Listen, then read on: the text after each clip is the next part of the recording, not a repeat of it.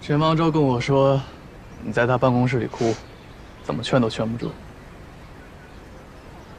你们都聊什么了？不告诉你。不告诉我，我也知道。我爸找你了吧？他跟你说什么了？让你离开我。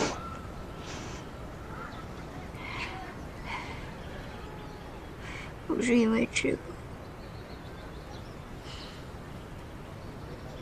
既然你什么都知道了，你不恨我吗？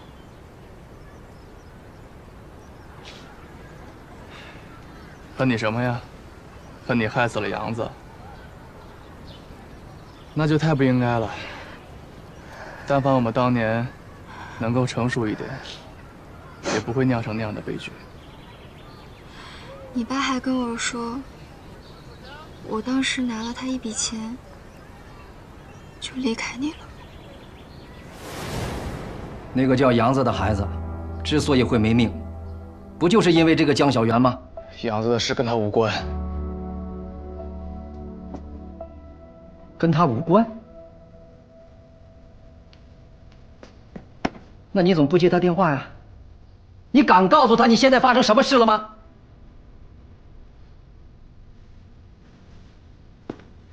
你都告诉他了，你都跟他胡说八道什么了？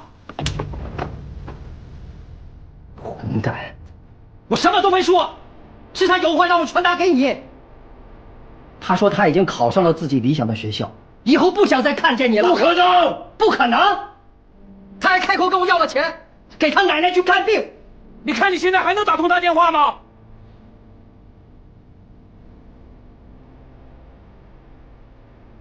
这是他写的字条，你自己看看吧，看看可能不可能。一群狐朋狗友。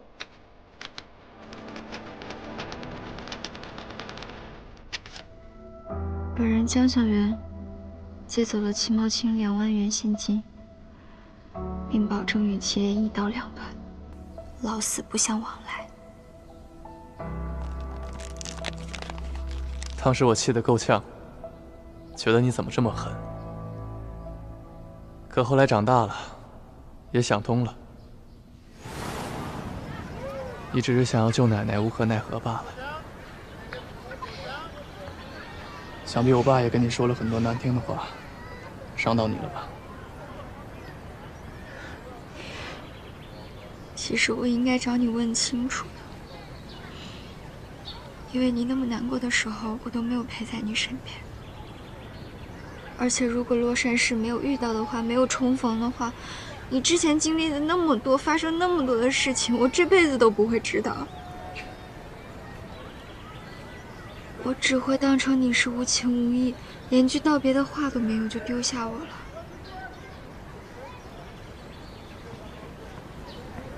江小源，你不是说以前的江小源已经死了吗？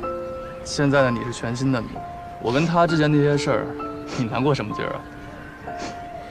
我是这么说，但是……好了，别但是了。虽然有些曲折，但我们现在不是开心的在一起了吗？我觉得我们更应该珍惜当下。都过去了，别想了。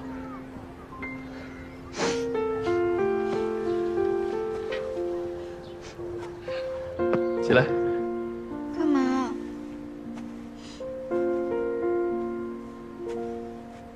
带你回家。无助的时候，祁连，我想到春日新娘怎么画。你们知道木槿花的花语是什么吗？不知道，我只知道我女朋友现在需要回家休息。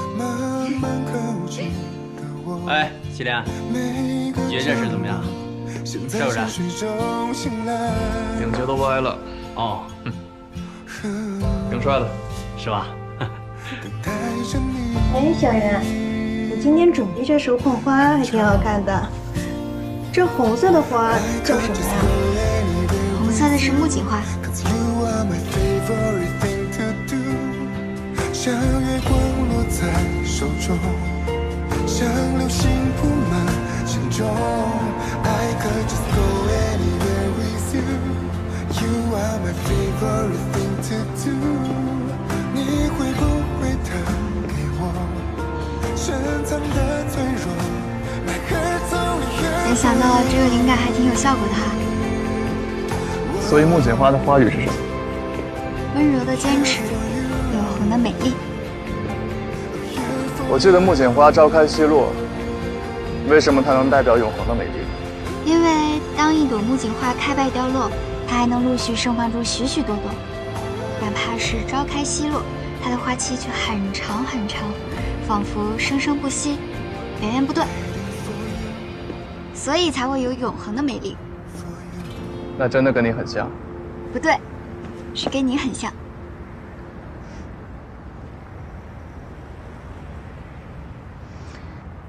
这段时间恍如隔世，要是医院那天没有遇到，真不知道现在会怎样。这大概就是命运使然吧。有个问题，我一直没想明白。什么问题？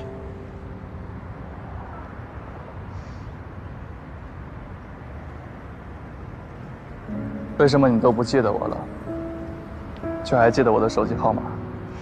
那明明是我爸的手机号。那你还背得出其他人的手机号吗？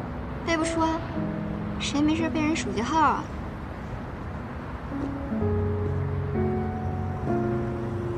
你有没有想过，我们在灯塔系统看到的一切，都是有现实映照的。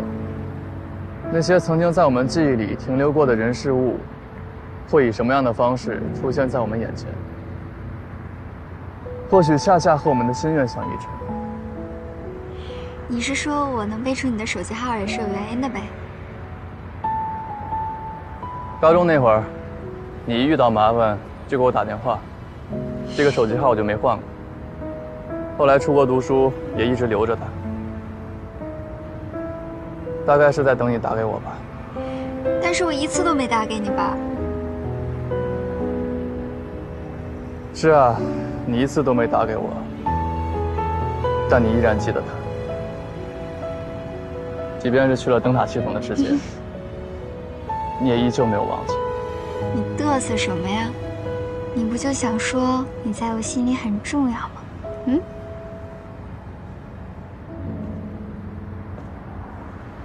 张小媛，你的潜意识从来没有忘记过我。我知道了，你炫耀什么呀？你在我心里非常非常非常非常的重要，行了吧？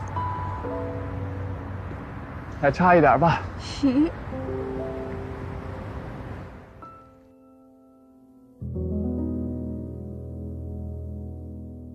他的颈部确实有一块芯片，但是现在具体情况还不清楚，等片子结果出来，你去问一下医生吧。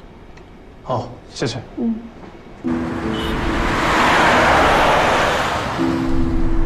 喂，检查结果怎么样？一切指标正常，大脑没有任何病变现象。从医学角度来说，他现在是一个完全健康的人，除了被植入了一块芯片。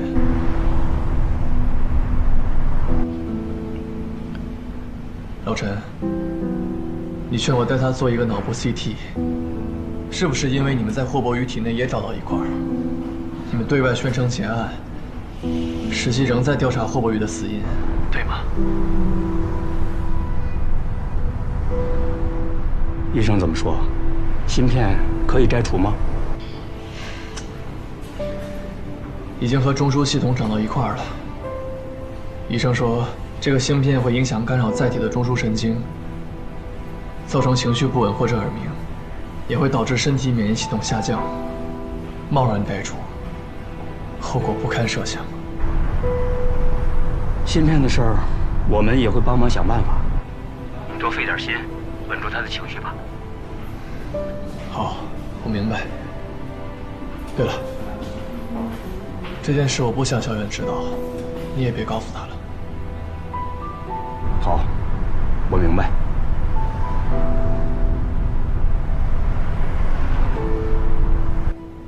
秦先生，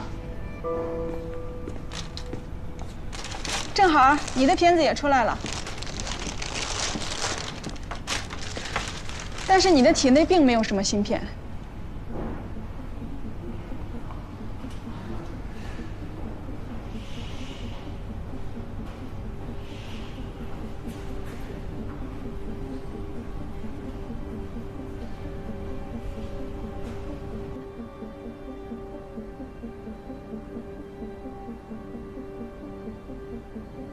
为什么我跟小袁都参加过灯塔系统，偏偏只有他跟霍伯淤脑后被植入了芯片？猛犸游戏背后到底隐藏着什么？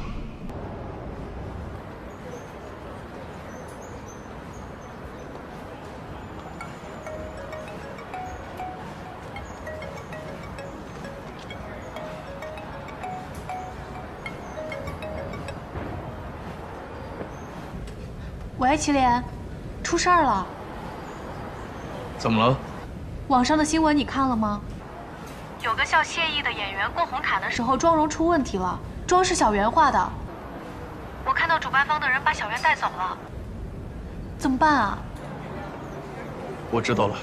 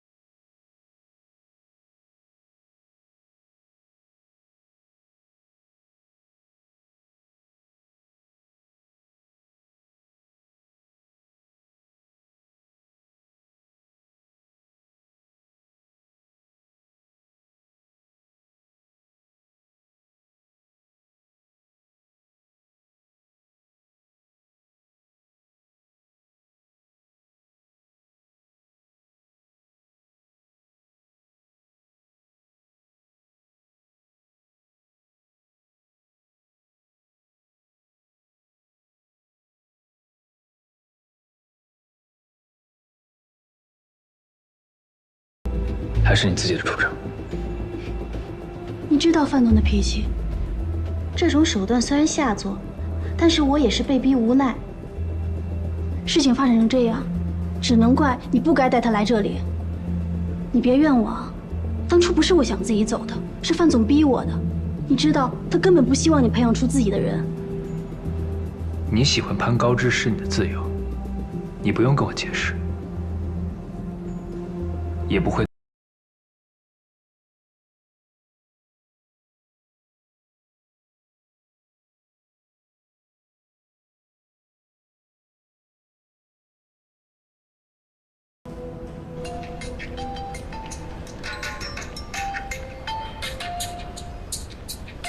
走，你先去忙吧，我接个电话。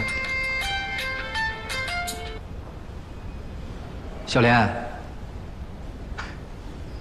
你终于肯给我打电话了。有件事恐怕要麻烦你救个急。这么多年，你还没有为什么事情开口求过我呢。说吧。有个叫谢意的演员，我记得她就是谢氏集团谢总的女儿吧？能帮我跟谢总打个招呼吗？今天化妆这件事，她能高抬贵手。后面我会亲自登门给她一个交代。好，我知道了。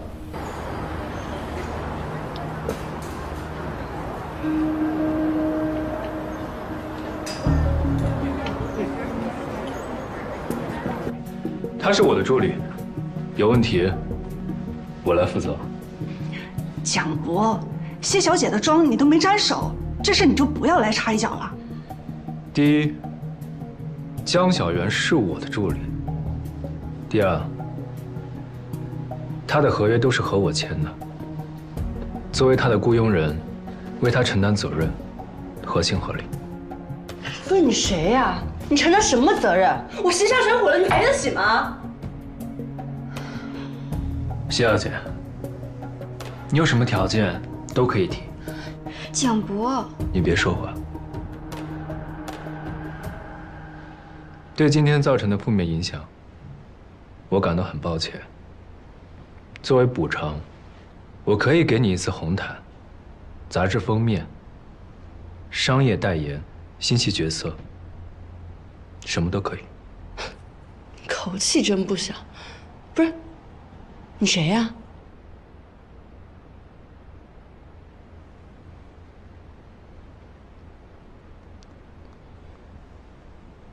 星河杂志主编范晓霞。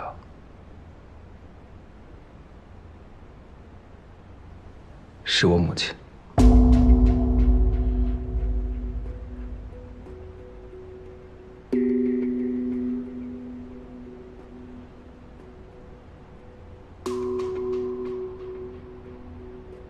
医生承诺，说到做到。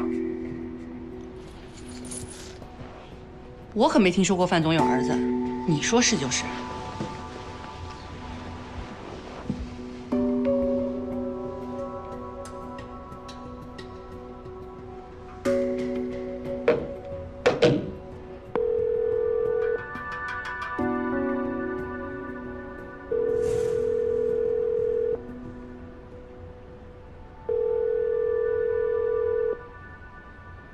啊，小博，怎么了？妈，谢小姐正在追究我今天晚上的事故责任，说我赔不起她的形象损失。但我觉得不全是我的事情，他们现在和我在一起呢。妈，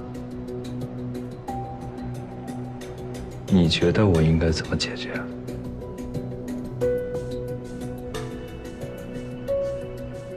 行，你把他带过来。好。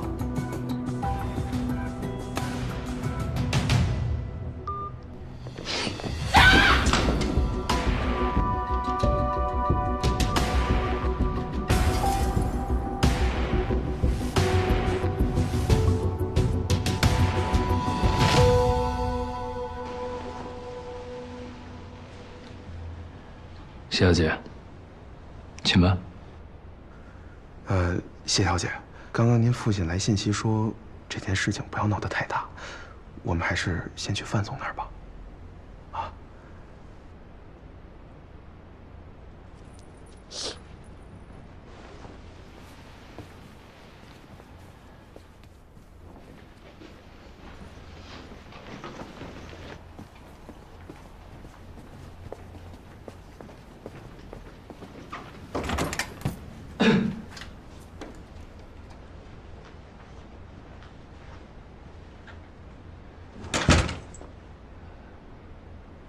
突然忘了，还欠你一个答案。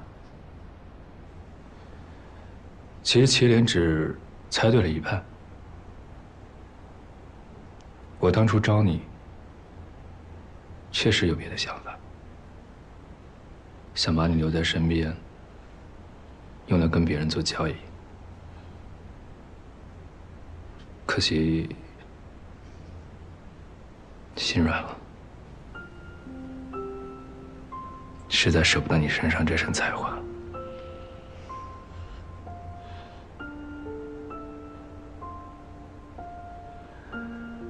我以后不会再做化妆师了。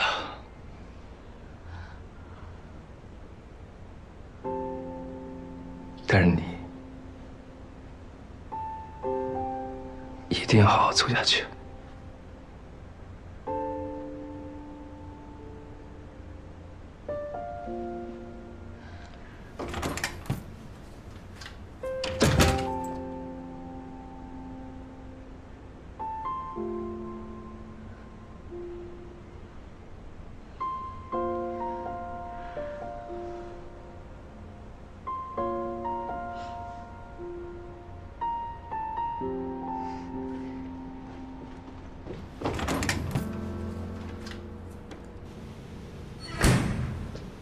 小袁，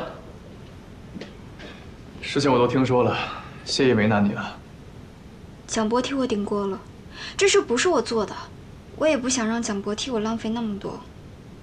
那你打算怎么办？我想调一下监控，但是他们不让。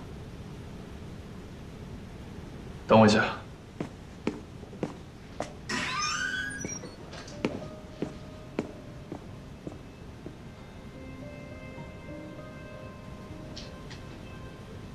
小袁，进来吧。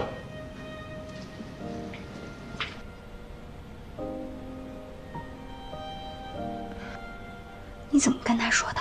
他就让你看了？我没跟你说过吗？这家剧院是齐氏集团出资建的。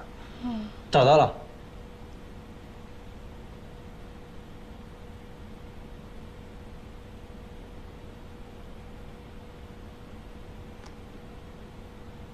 还有别的角度吗？稍等一下。有了。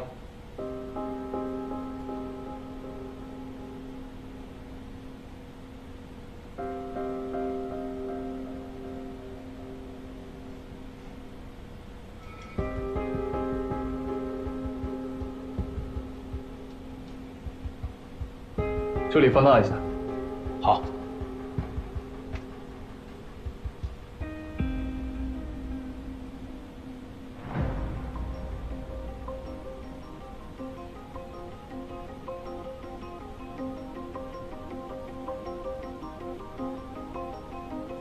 梅梅，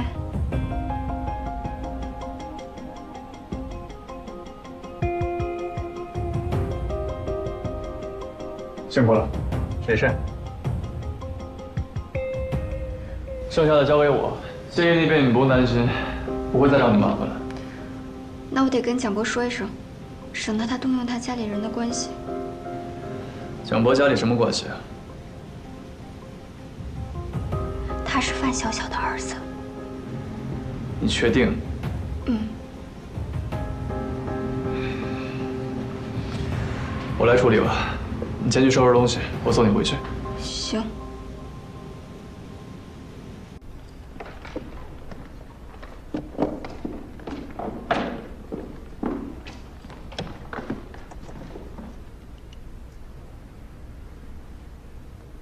艾米姐，我那箱子呢？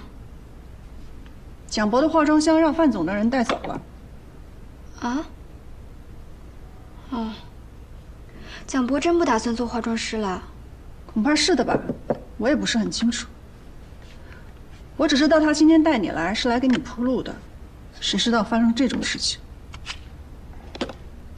刚刚我们总公司来电话了，点名说不能聘请，真不知道你到底是得罪谁了，电话都打到总公司了。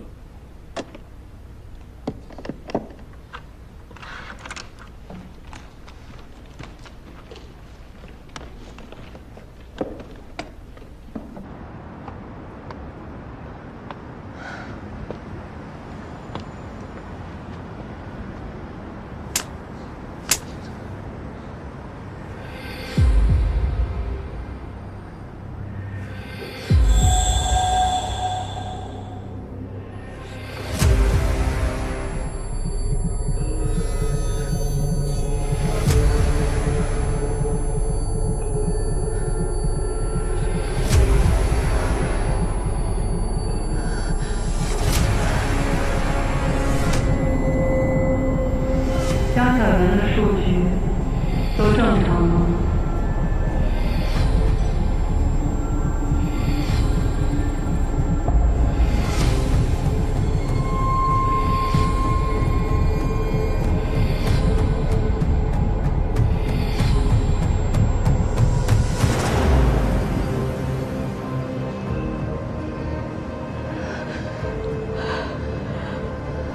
你既然决定把所有的事情公诸于众，好，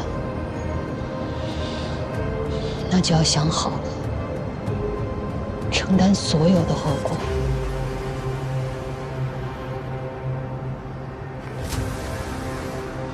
走。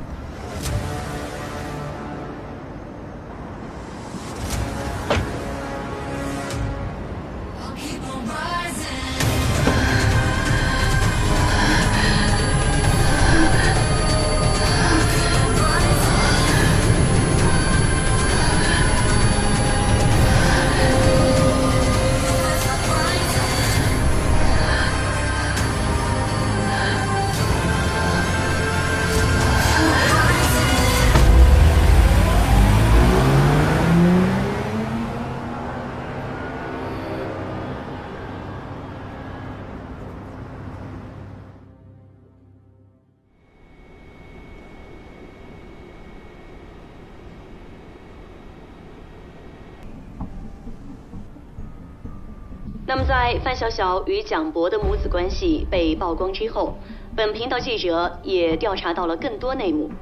范晓晓女士控股的另一家公司猛犸游戏，在她的接手之后，出现了巨大的资金漏洞，旗下开发的诺亚方舟项目也始终没有对外公开进展。面对网友们的质疑，诺亚方舟相关负责人迟迟没有回应。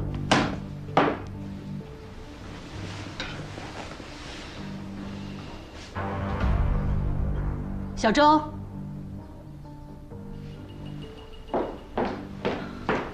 范总，去安排个新闻发布会。他们不是想看诺亚方舟吗？行，让他们看个够。可是范总，江小源那边的数据还有一阵就能回收，现在公开会不会太冒险？怎么了？又冒险了？真把自己当总经理了？我的话都不听了吗？诺亚方舟不过就是台游戏舱，谁能知道它就是灯塔系统？现在曝光率这么高，后续计划怎么进行？一定要压下来。记住，你只是替我管理公司。好。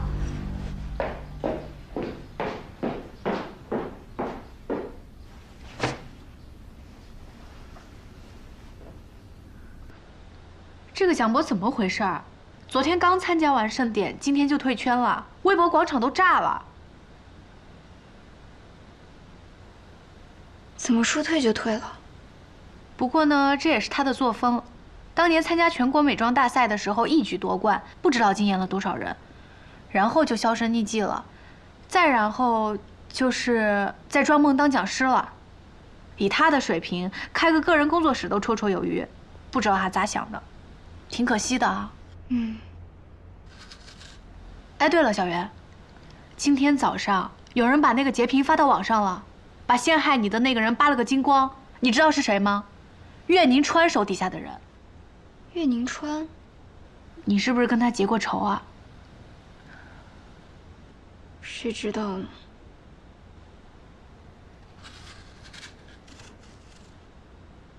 那个事儿都结束了，你怎么还不回洛杉啊？听好了，我不回去了，我要再重新创业，咱俩就看看谁的事业先起飞。你这不是给我笑的啊？你又没生病，不补也没事啊。还有，你们家祁连真的太夸张了，摔一跤还要留院观察。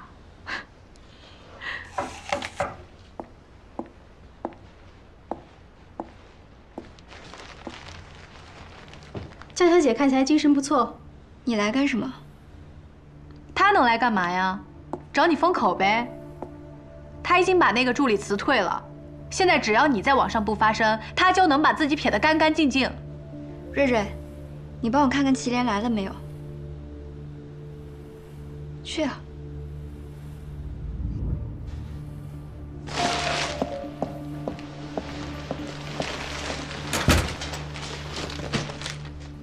我就开门见山的说了，我希望你能叫你男朋友收手。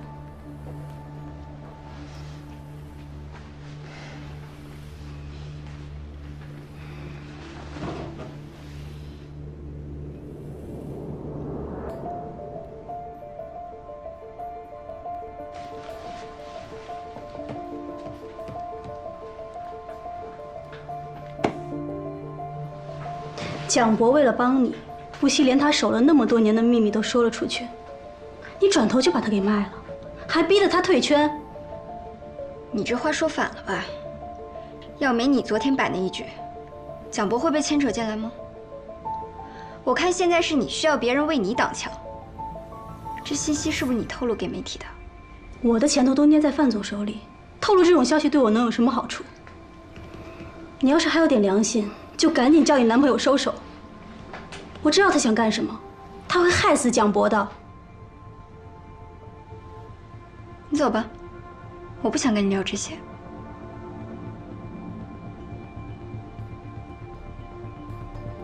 走啊！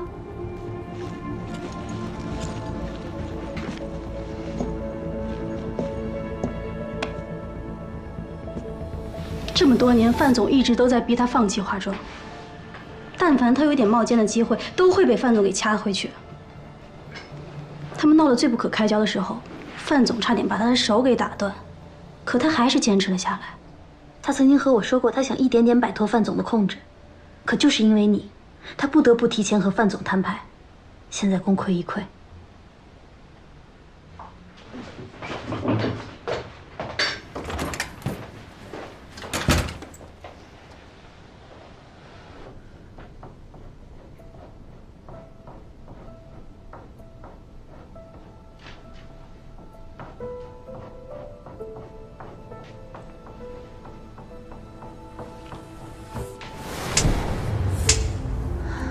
你明明知道这么多年我为了保守这个秘密付出了多少，现在你居然为了江小媛让我前功尽弃，难道你忘了你的一切都是我给的了吗？这是你欠我的。你给我回来！你给我放开啊！你去哪？我他妈爱去哪儿去，你管得着吗？他说有了孩子就会留在我身边，可是领养了你以后，他还是走了。妈妈别哭，爸爸走了，我不会走的，我永远都陪着妈妈。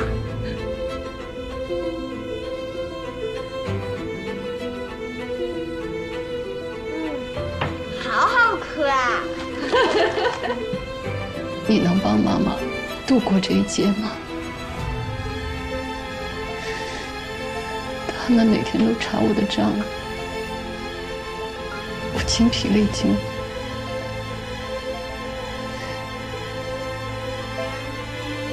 你是我在这个世界上唯一的亲人，你要是不帮我，我过2天就被他们整死了。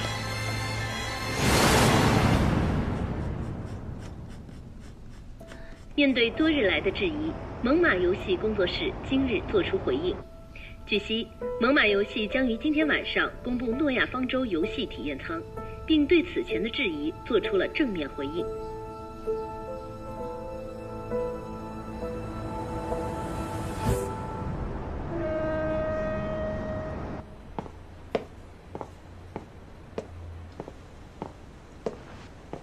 怎么样，好点了吗？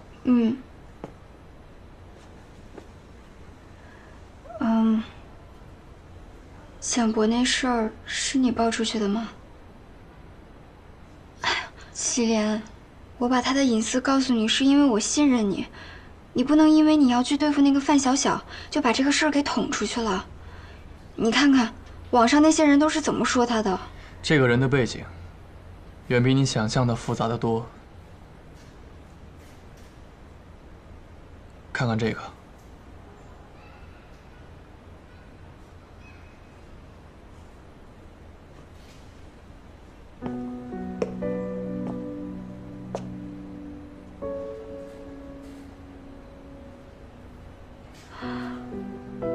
这是蒋博啊！蒋博是范小小和她第一任丈夫一起领养的孩子，他们之间没有血缘关系。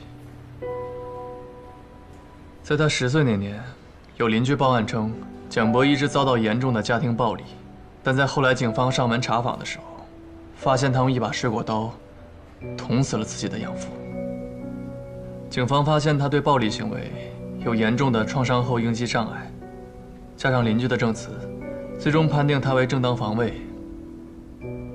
之后，他在精神康复中心待了4年，才重新回归正常生活。但那时候范小小已经再婚，而且并没有把她的存在告诉给她第2任丈夫。再后来，范小小就对外隐瞒了蒋博，之后她就开始了劣迹斑斑的少年时代。高中就被劝退，之后转去了私立学校，也没有读完。医生给她开具的病历里写过她有躁郁症。他脾气确实有点怪，但是我感觉他的精神状态还算挺稳定的吧。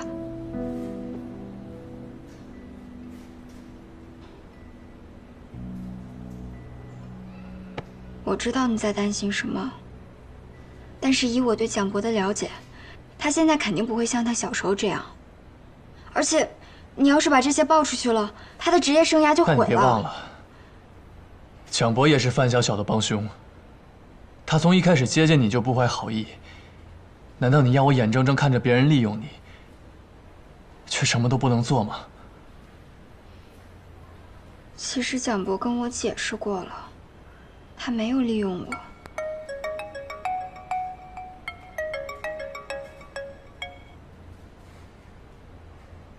喂。哎，兄弟，卢教授那边有诺亚的消息了。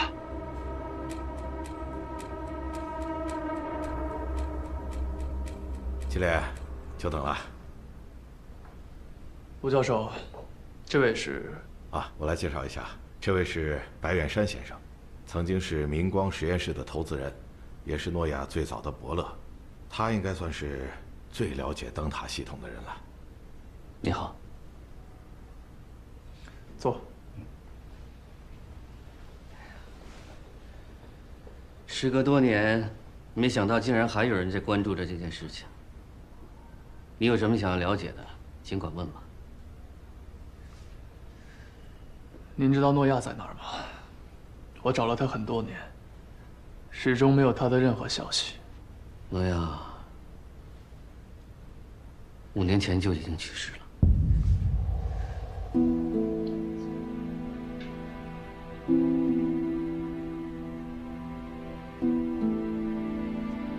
明光实验室倒闭以后，诺亚打算把灯塔的舱体器械、研究资料和实验数据一并运去美国，寻找新的资方。结果运输车在半路遭遇车祸，坠下了山崖，人车俱毁啊！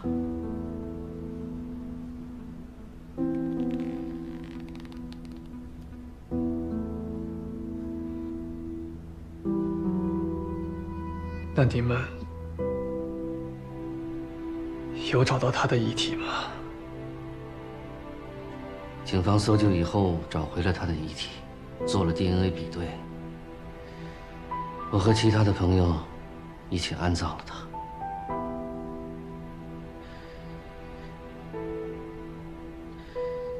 现在这个猛犸游戏的诺亚方舟项目，其实是抄袭了从前明光实验室的灯塔系统。可惜呀，灯塔系统只留下一些残缺不齐的资料，想要告他们都举证困难。我记得那个叫范小小的人，其实曾经找到过诺亚，提出要收购明光实验室，但是被诺亚拒绝了。我不知道他是从什么渠道复制走了灯塔的核心代码。按理说，诺亚不会那么不小心的呀。诺亚他的中文名字是叫许敬阳吗？你连这个都知道啊？他是美籍华人，从小呢被白人夫妇收养，但他的确有个中文名字，就叫许敬阳。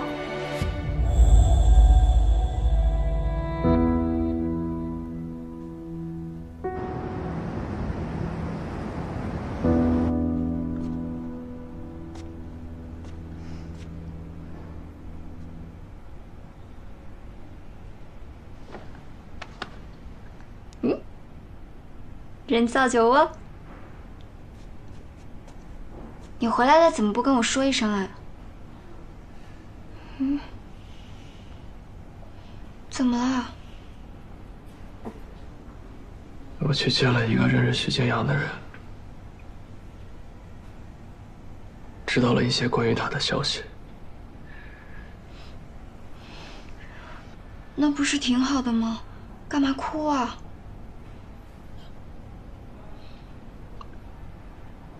没想到我找了这么多年的人，却再也没有机会见到他了。他怎么了？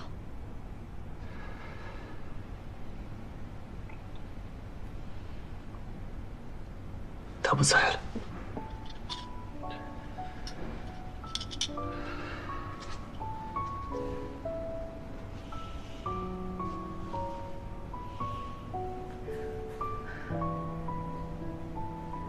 别哭。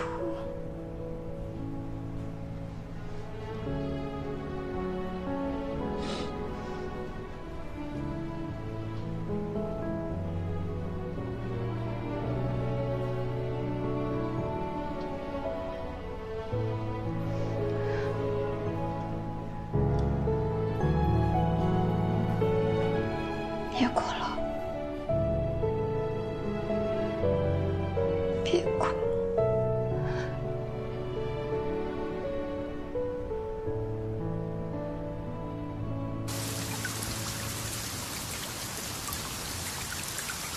所以是范小小窃取了许晋阳的灯塔系统核心代码，然后自己悄悄地做研究吗？对。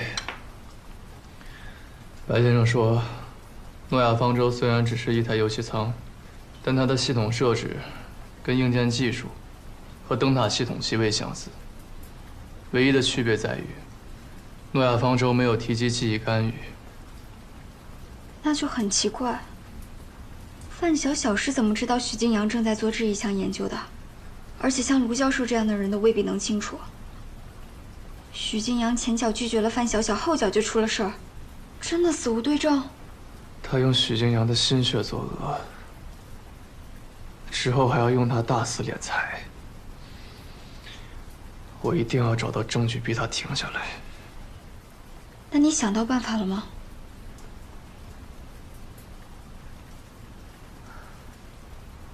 我就怕我们逼得太紧，对你会有危险。这样吧，明天我去给范小小做专访，你跟我一起。如果我没猜错的话，蒋博也在那里。有话说就去，省得你放不下他。好。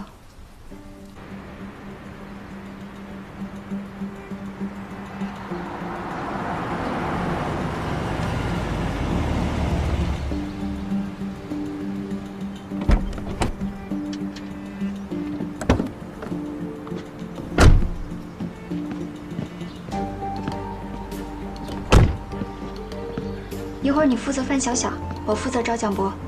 借机行事，虽然我采访当幌子，恐怕范小小也不会轻易给我们找人的机会。嗯，走吧。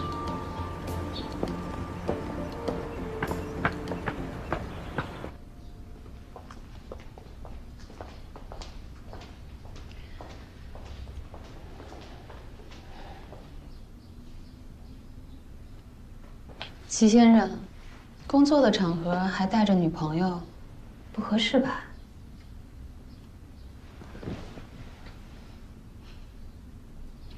范总对我们的情况很了解呀。可是我没有请你。宋克，我是来见蒋老师的。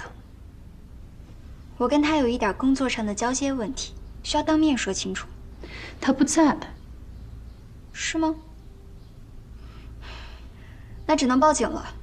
我已经2天没联系上他了。哦，对了，齐恋，你的录音笔开着了吗？开着了。范总，请他下来一趟，应该不费事儿吧？你既然这么爱较劲，好，我也实话跟你说，他就在上面，下不来。齐先生，我下面说的话，也请你一并都记在你的报道里吧。蒋博有严重的躁郁症，我不希望他一直在屋里待着，也不愿意他完全融入社会，更不希望因为我的身份，让无关的人骚扰他。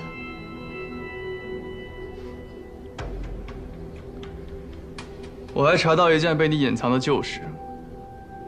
蒋博10岁那年，捅死了自己的养父，曾一度被关进精神病院。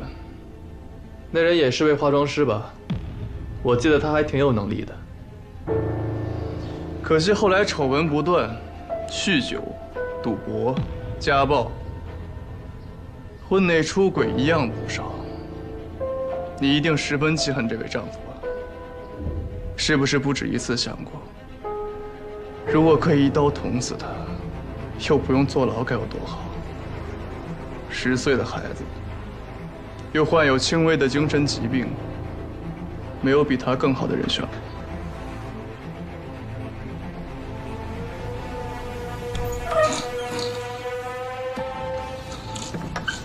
妈妈，我回来了。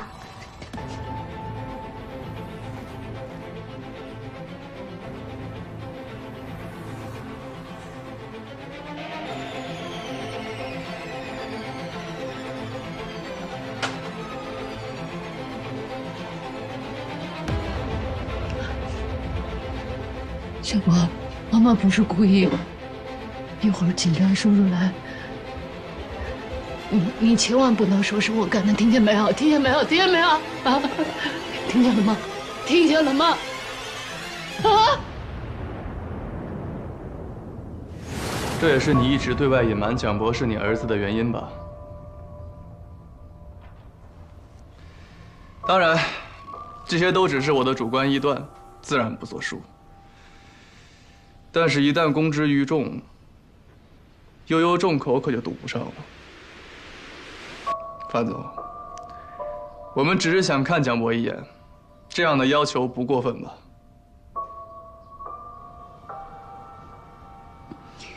你跟我绕了这么大一圈，不就是为了想见蒋博吗？行，小周，你现在就带江小姐去见蒋博，让他亲眼看看我有没有说谎。江小姐，请吧。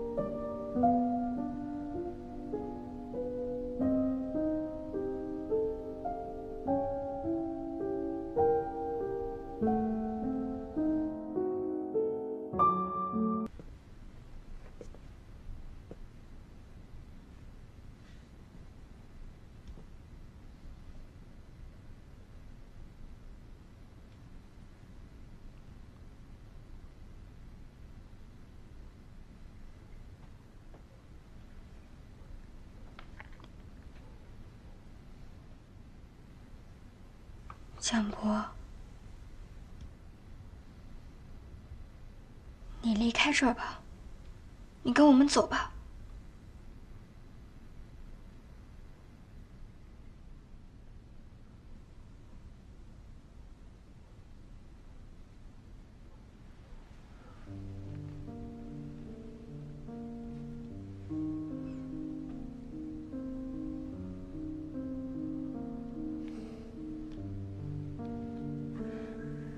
你离开这儿，想做什么都可以，做你喜欢的，开工作室也行啊，我跟祁连都支持你，我还给你当助理，行吗？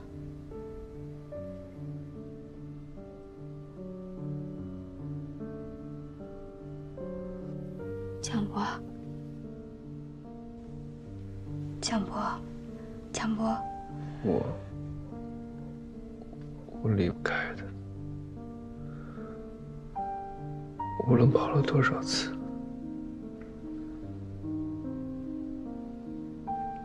他都会把我带回来这里。你是离不开还是不敢啊？江小媛，你不要管我了。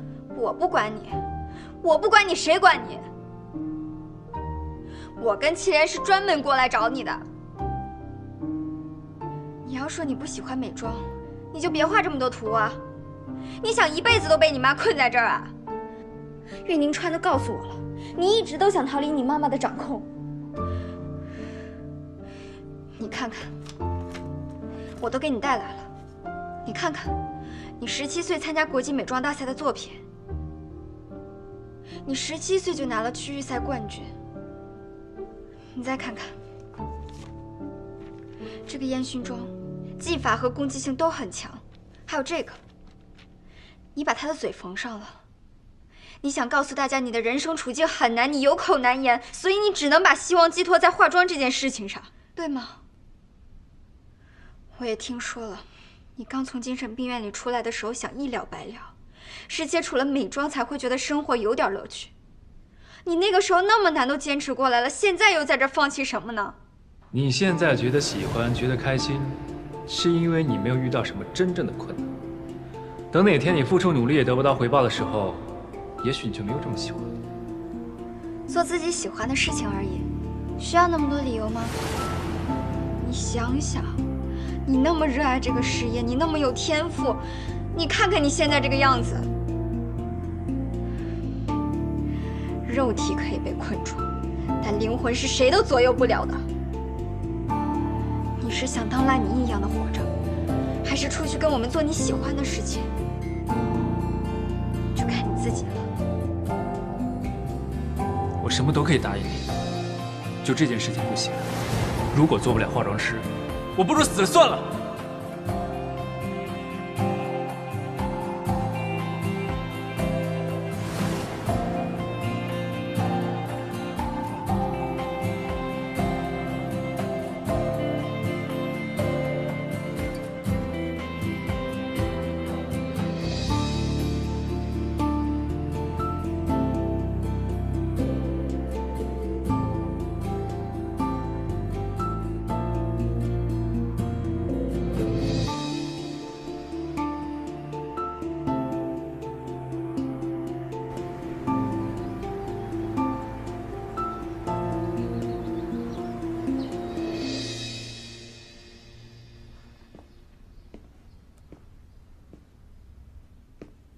范总，蒋波他想清楚了，他要跟我们一起走。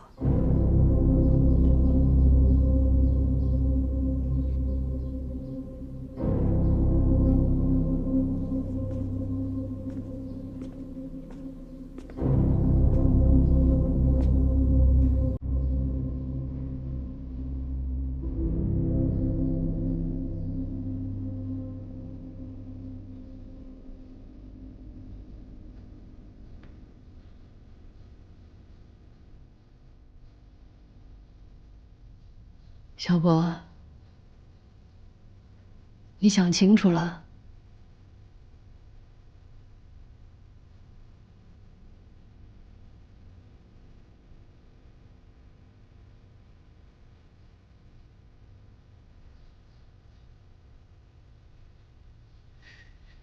妈妈提醒你，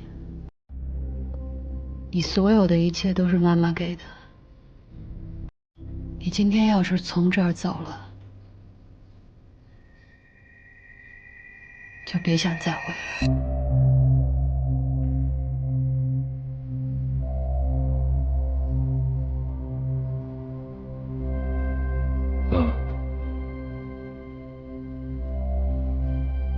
其实你很清楚，我活到今天，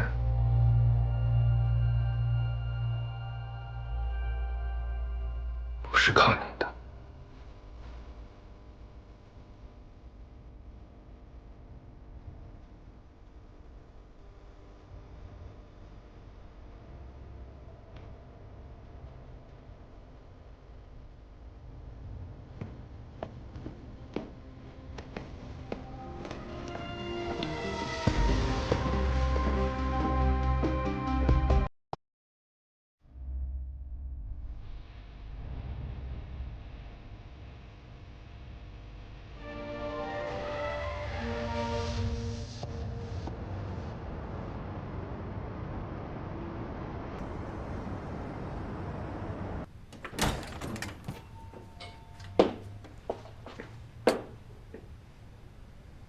走吧。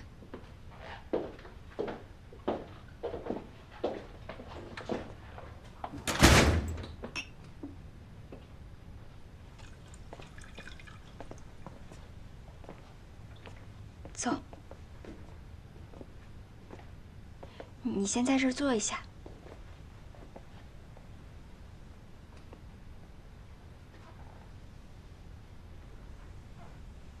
要不要喝水呀？你想吃东西吗？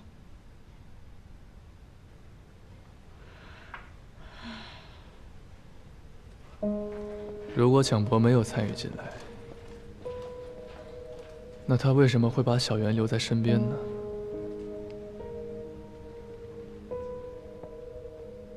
给，你要是累了就歇一会儿，啊。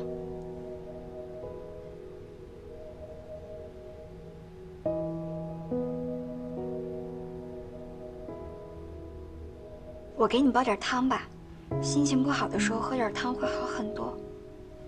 事先声明一点，我对他的特殊照顾只限今晚，明天就给我走人。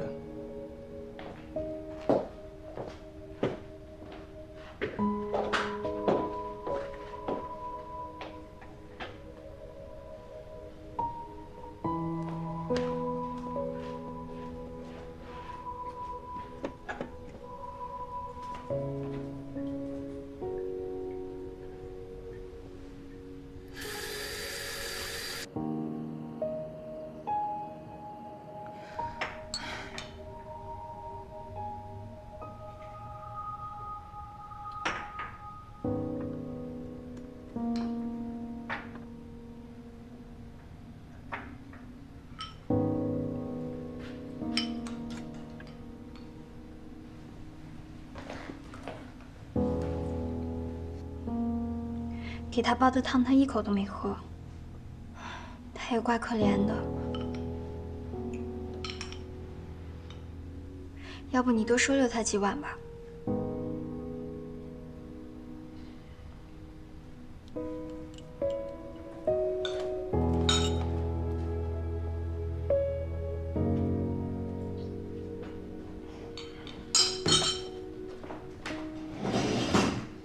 那我先回去了。我送你。好。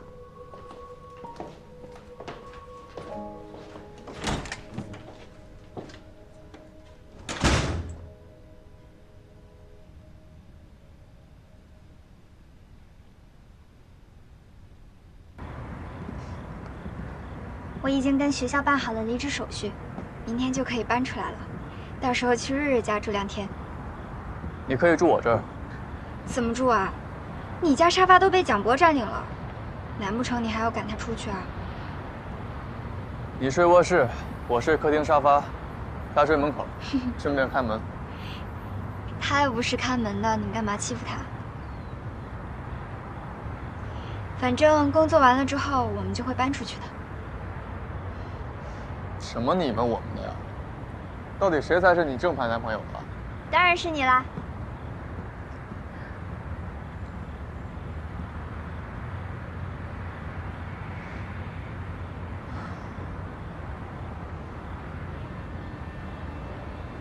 蒋博现在处境可怜，我们帮一下也是应该的。收留他一阵子没问题，但过段时间之后，你真的要继续做他的助理吗？他跟我们出来，范小小肯定会在全行业封杀他，估计应该没有人敢用他吧。如果想要生存下去，可能就得开个人工作室了。而且以他的能力，接点私活应该不成问题吧？我就继续给他当助理呗。一来提升自己的能力，二来也能积攒人脉。哦，对了，我想参加今年的全国美妆大赛。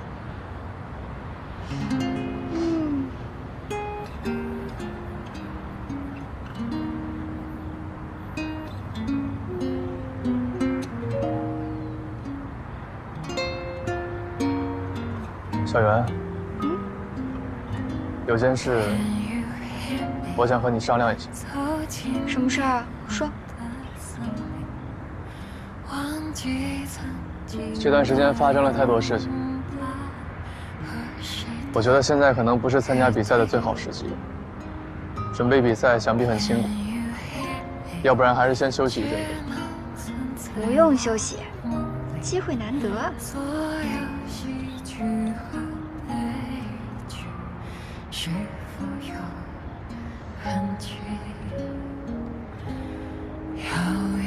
么了？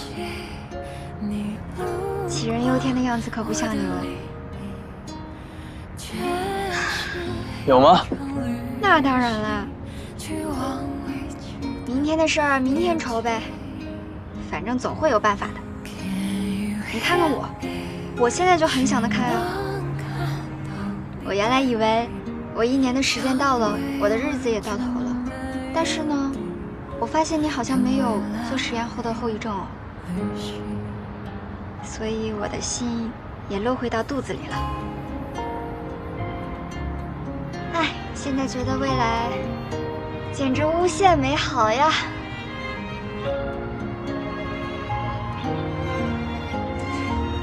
突然发现城市的夜景还挺美的哦。江小媛，我一定会找到办法取出你身体里的芯片。好美啊！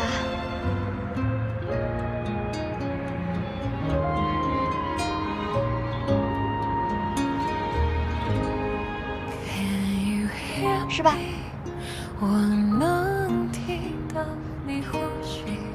是啊。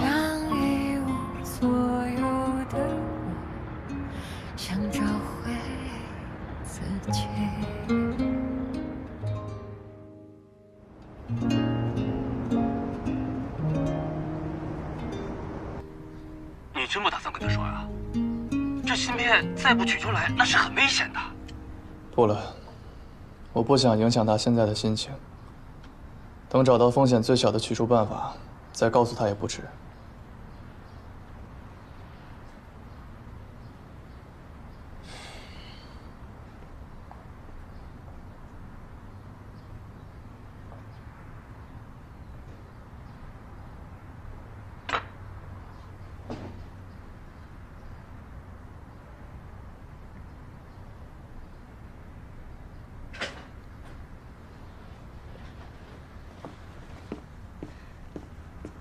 你们起这么早啊？我给你们带了早餐，你先吃啊，我跟他说点事儿。蒋博啊，我想跟你商量个事儿，我想让你陪我一起去参加那个全国美妆大赛，怎么样？我不去。为什么呀？你要是能拿到奖的话，你就可以向所有人证明你是有实力的，这样的话，网上那些恶评都会消散的，生意也会随之而来。没理由不去啊！你难道不知道全国化妆师大赛的主办方是谁吗？我当然知道啊，星河嘛。但是咱们是正规渠道去参赛，他范小小也没有资格剥夺我们的参赛权利吧？就算你能参赛，范小小是大赛的评委之一，他想筛掉什么人，那是分分钟的事儿。我没希望的，你放弃吧。我都查过了。今年大赛新增设了一条规定，所有比赛的人每一轮比赛的每一个作品都要上传官网，这样避免有黑幕，你懂吧？如果咱们的作品够炸裂的话，范小小他一个人也干涉不了。你仔细研究过报名资格吗？中级证的化妆师都可以吧？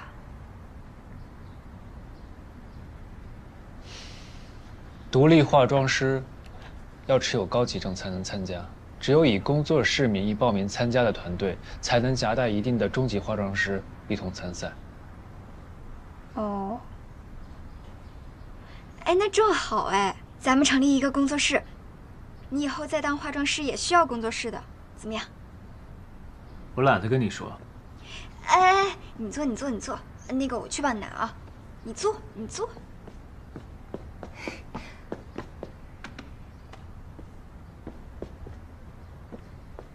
来，热的。我是要喝水。哦，我帮你倒了。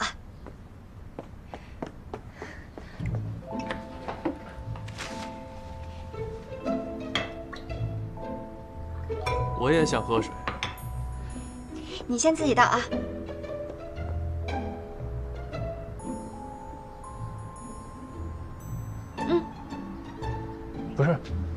你都什么毛病啊？伺候我上瘾了吗？我之前发你工资的时候，也没有见你对我这么殷勤。你现在是在可怜我吗？你说的这是什么话呀？我不一直都对你挺好的吗？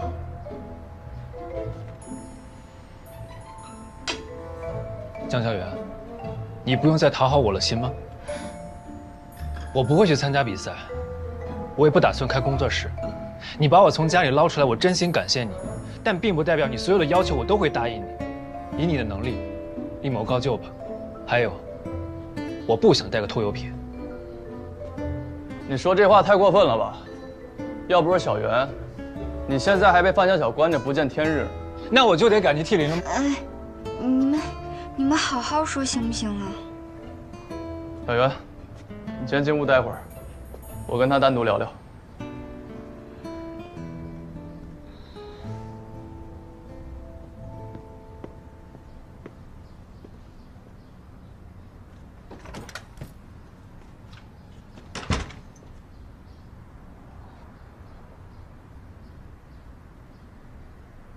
小袁昨天救你的时候就提过，他愿意继续做你的助理，跟你一起开工作室。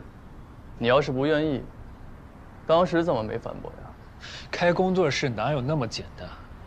更何况以我现在的处境，他跟着我能有什么出路呢？他找个好点的团队不比跟着我强吗？看来你还知道自己现在是个什么处境。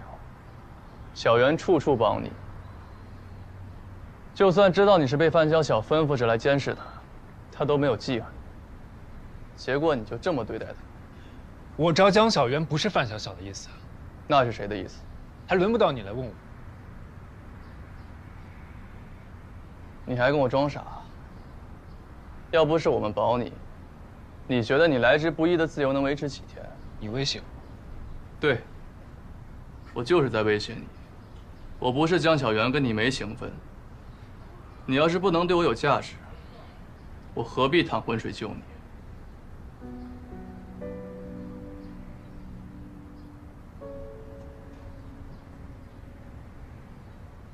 我当时在书房看到江小媛的资料，猜测星河可能会招她，所以我提前把她招到我手里，想着以后能跟我妈谈条件。范小小的书房里，除了这份资料还有什么？我记不清了，当时拿了我就走了。那他为什么关注江小媛？你真的一点都不知道吗？我说了不知道就是不知道，你怎么就这么烦呢？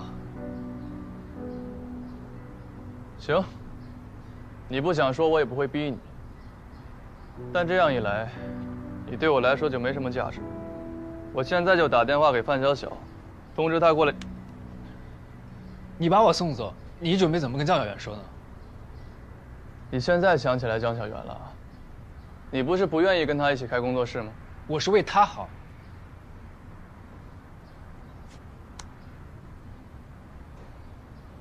那也要他自己觉得好才行。江博，我会愿意帮他救你出来，是因为你对他来说还有价值。所以他想跟你一起开工作室，你不用顾虑别的，陪他开就是。是吗？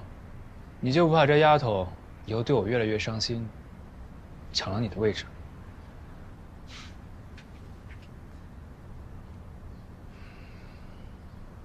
你要是真有这个本事，就试试看。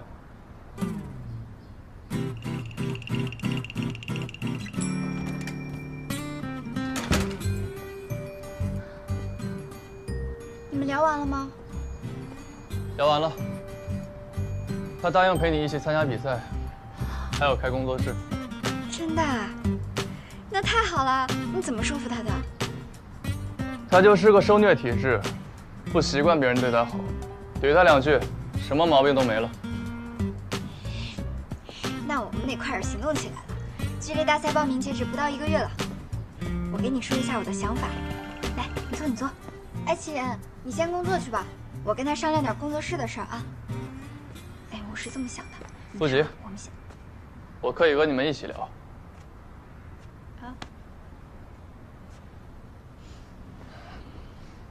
今天就当成我们全体合伙人的初次会议吧。啊，你也要参加啊？呵呵，看来有些人自作多情吧。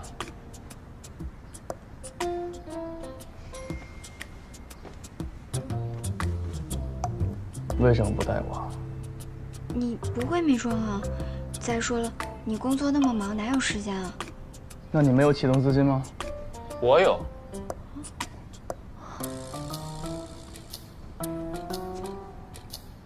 小杨，我这有50万，可以全部入股，算你20%技术股，工资5000，提成立万算，怎么样？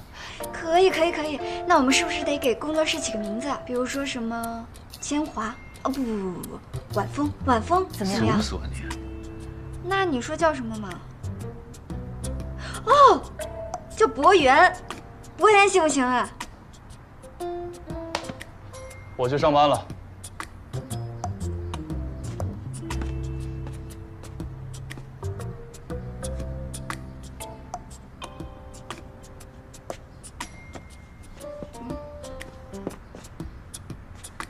干嘛呀？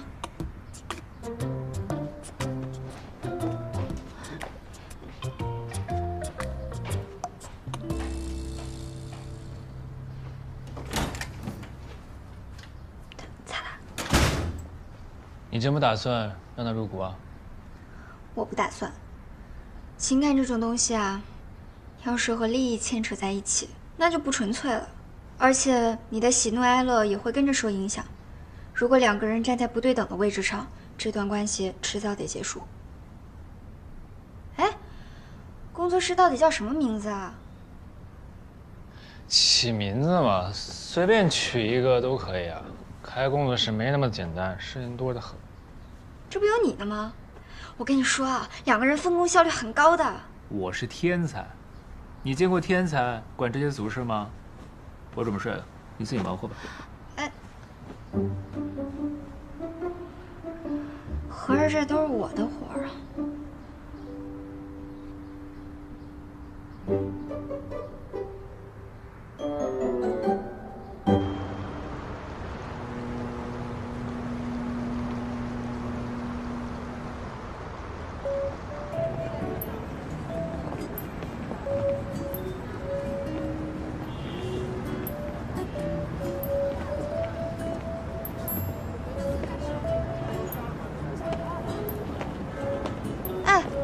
这边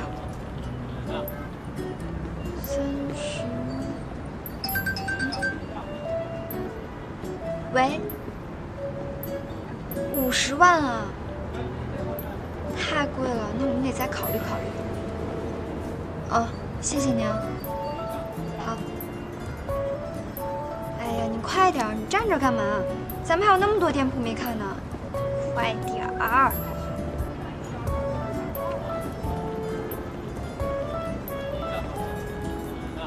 咱们现在只有50万，租完店铺、装修完，再采购一批化妆品，应该就不剩什么了。要是工作室开张之后还接不到足够的订单，那很快你连我的工资都付不起了。虽说这个工作室是因为参赛才成立起来的，但是蒋老板，你可不能再这么无所事事了，要考虑下前景才行。我差点忘了件要紧事啊，以工作室名义参加比赛。必须要有主办方的邀请函。啊？还要邀请函？废话，这种规格的比赛，你以为是哪个野鸡工作室都能参加的吗？更何况我们现在连手续都没办起来，你觉得能有这样的殊荣吗？那就是成立了工作室，还是没有资格报名参加呗。对，所以我就想提醒你这一点，很有可能我们白忙活一场。不要紧，手续我来办，我再想办法宣传一下工作室。哎。你那些老客户都在吧？邀请函的事情你想想办法啊。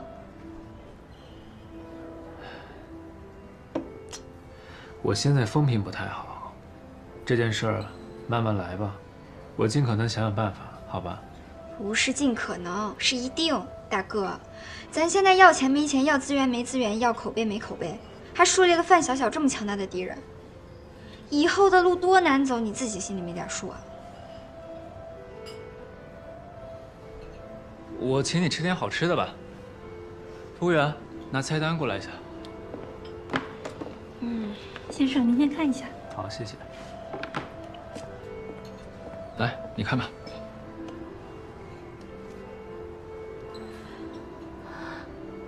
这么贵，大哥，咱都穷成这样了，还吃这个呢？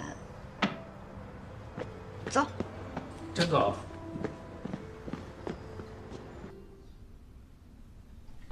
这是6年前警方提供的事故报告。你能告诉我，为什么怀疑诺亚的死跟范晓晓有关系吗？因为灯塔系统当初的睡眠舱，现在就在范晓晓的手上，就是前段时间曝光的诺亚方舟游戏舱。他甚至瞒着所有人，还在继续进行着试验。这怎么可能呢？如果睡眠舱在他手上，那当年坠下山崖的又是什么呢？睡眠舱可是诺亚亲自押送的呀，要是被人调了包，他不会不知道的呀。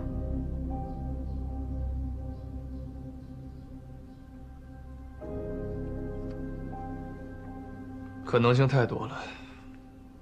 也许当时车上的人根本不是诺亚，又或许，诺亚在车祸发生之前就已经遇害了。范晓晓既然能神不知鬼不觉地偷走睡眠舱，又让整件事情死无对证，足见他早有预谋。如果诺亚是被他害死了，这太可怕了。我一直在想，范晓晓到底是怎么盯上灯塔系统的？会不会是实验室的内部人员勾结了范晓晓，一起害了诺亚？这不可能。诺亚挑的人向来都很有职业操守。至于范晓晓，当年就是个名不见经传的小编辑，谁都不会觉得他有能力收购明光实验室，更别提去跟他勾结了。不是内部人员，难道范晓晓也是试验者？以试验者的身份接近诺亚？白先生，当初灯塔系统的试验，总共招收过几名试验者？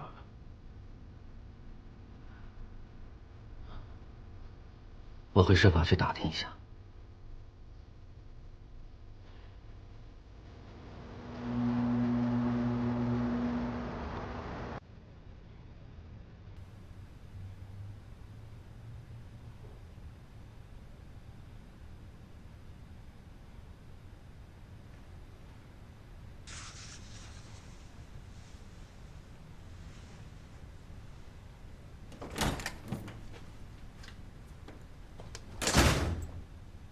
这么晚了才回来呀？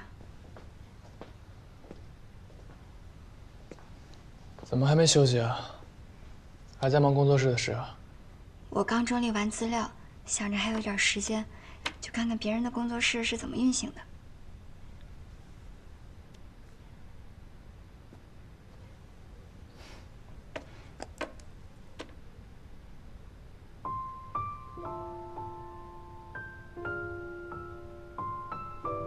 您见过这种芯片吗？见过，这是我老东家生产的一款医疗芯片。用法嘛，就跟这上面一样，植入脑部，与神经中枢连通以后，可以用来记录人的神经元信号。说起来，诺亚就曾经向总公司申请过这样一批芯片，说是打算给将来的实验者植入，以便对灯塔系统做个升级。可惜啊，他什么都没来得及做，就出事儿了。哎，你这个是从哪儿来的呀？那您知道这种芯片要怎么取出来吗？想要取出倒也不难，就是要等满1年。1年以后，芯片会自动从神经系统上脱落，进行微创手术就可以取出了。就这么简单？难道不会对人体造成任何损伤吗？只要操作得当，当然是安全的。但是要在脱落之前强行取出的话，恐怕会对神经系统造成不可逆转的伤害。被植入的人也要小心避免剧烈撞击，以免芯片错位。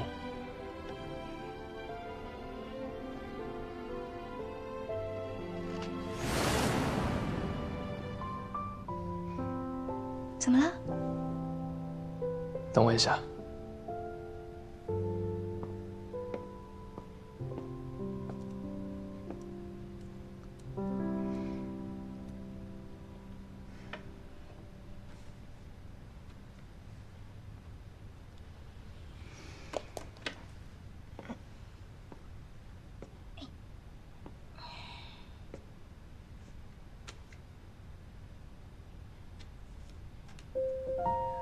我江小媛以此为证，我欠了祁连一份恩情，以后一定赴汤蹈火，替他办成一件事。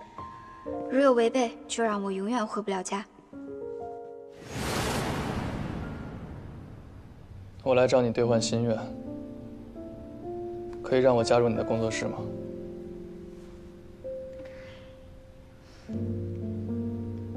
你都把它拿出来了，我还有拒绝的余地吗？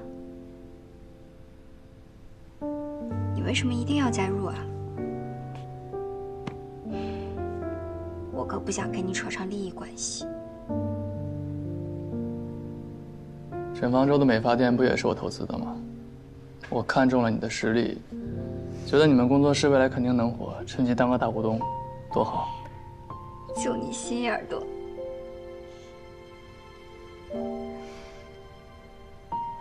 小袁，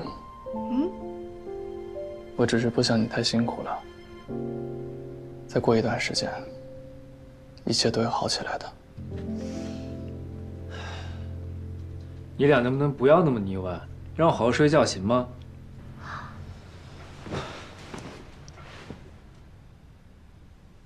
吵醒他了，我去给你热杯牛奶。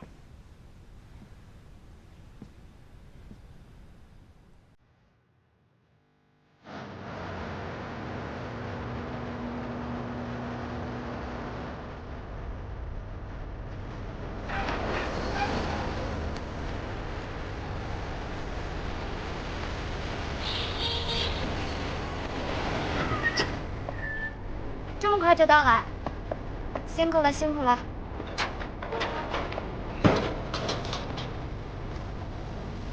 先点啊。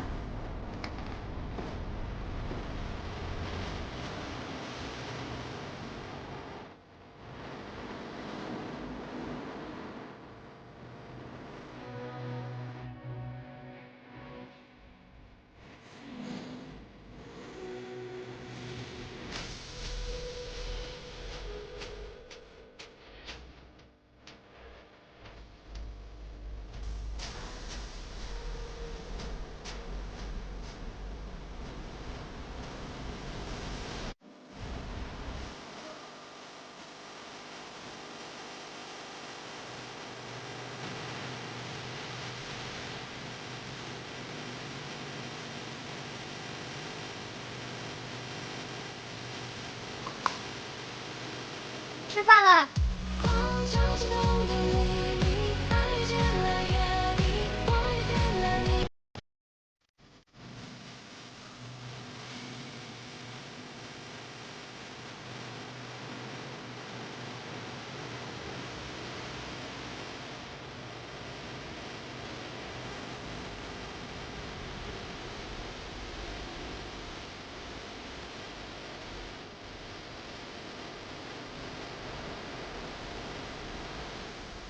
吃饭了。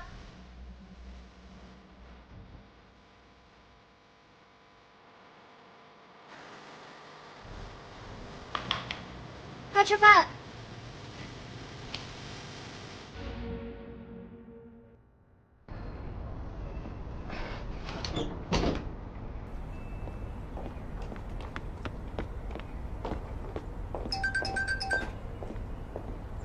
喂，江委员，你张老师喝多了，你快来看一下啊。啊？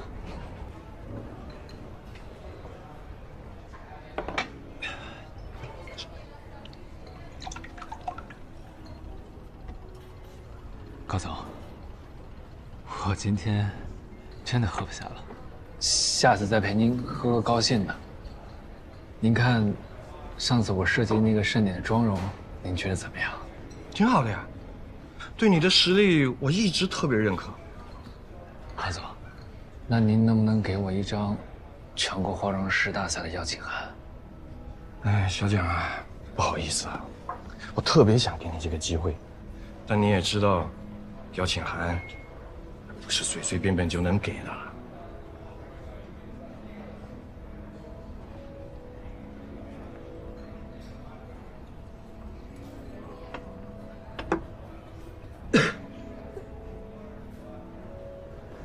高总，咱上次不是说好了吗？只要您满意，您就会考虑这个事情。这个邀请函对我来说真的很重要，只要您给我这个机会，今天的活我都给您干了。小蒋，你这是要我把话说明白啊？范总在行业内放下了话，谁要给你机会，那就是跟星河撕破脸。你帮我做设计，我当然乐意了，但犯不着为了你趟这趟浑水吧。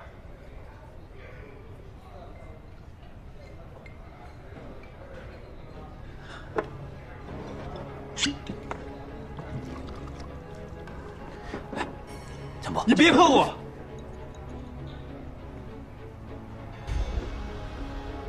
你跟谁发火呢？蒋博，我告诉你，不是看在你妈的面子上，我连给我喝酒的机会都不给你。高总是吧？我记得你以前挺巴结蒋博的呀，怎么了？人一出事儿就急着踩一脚，你可真够没品的。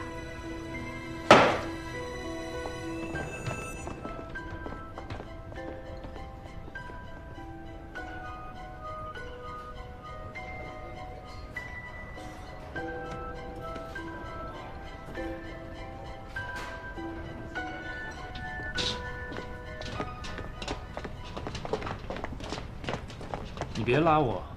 你怎么回事？干嘛这么低三下四的求人？你以为我想吗？我还不是在为我们想办法。可我找了我能找的所有的关系，没有一个人肯给我们邀请函。就算要找机会，也不能让别人这么欺负你。范小小现在把我逼上了绝路。你要是还想参加比赛，就离我远一点，还有一线机会。你怎么说话呢？有没有把我当朋友？即使不参加比赛，开美妆工作室不也是你的梦想吗？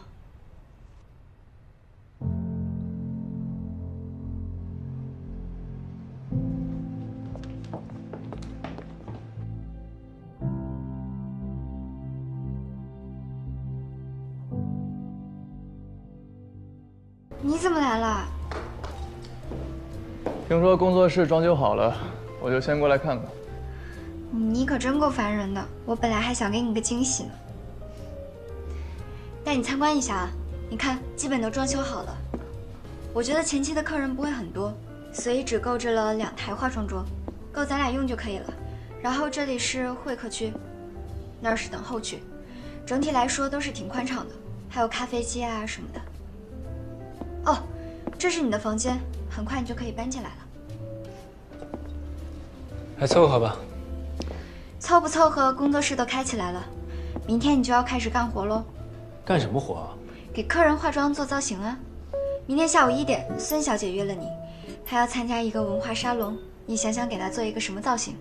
下午4点，唐老师约了你，他要参加一个晚会，你也要给他打扮得漂亮一点哦。你自己好好想想啊。这些活你为什么不自己干？你别忘了，你可是有提成的哦。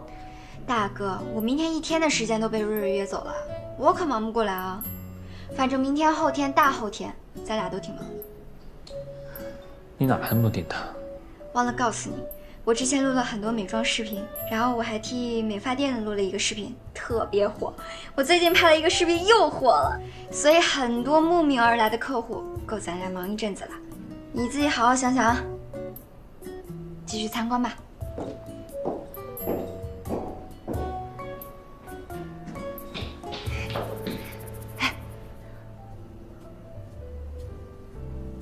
我觉得他是被我的高效率给吓到了，一时半会儿还抑郁不了。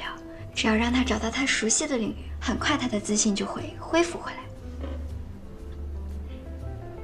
怎么感觉你们两个的位置颠倒了呀？现在你更像个老板。可能形势所逼，我成长了吧。毕竟这些事情还是要有人做的。等以后有时间，我还想学点新东西，然后考一个高级证出来。那化妆师大赛的事情，就这么算了。强求不来的东西，应该缘分未到吧？以后再说呗。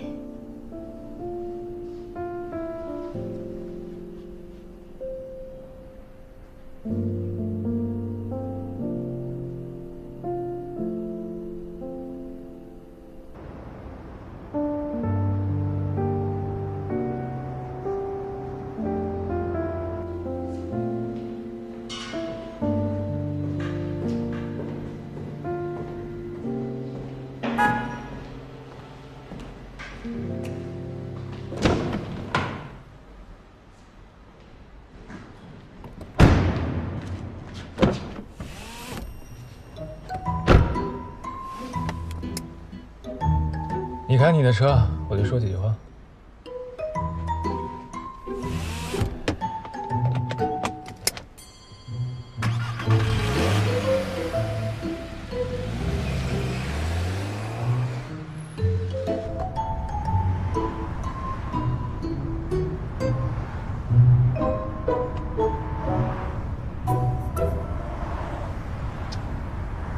哎，你听过 Niki 这个人吗？他是福布斯排行榜前10的美妆博主，他在08年的时候就已经小有名气，现在已经是全球的顶级网红。他分享的视频得到了很多人的喜欢，他用11年的时间让大家见证了他事业上的成长。他现在的商业价值还有技术，已经超过了同行很多专业的化妆师了。你想说明什么？我想说的是，全国化妆师大赛不应该只用专业资格证和内部邀请函来决定。现在很多海外的美妆大赛都对美妆博主开放了报名资格。一旦国内的短视频平台发展起来，这些博主将会拥有巨大的影响力和商业价值，这对整个时尚行业来说也是非常有帮助的。你想让我去找主办方开放美妆博主的参赛资格？这大概是他唯一能参加比赛的方式了。而且这个团体自带话题和流量，对于主办方来说也是一种变相的宣传。对了，这个是我对美妆博主行业的研究报告，你去说服他们的时候可能会用得上。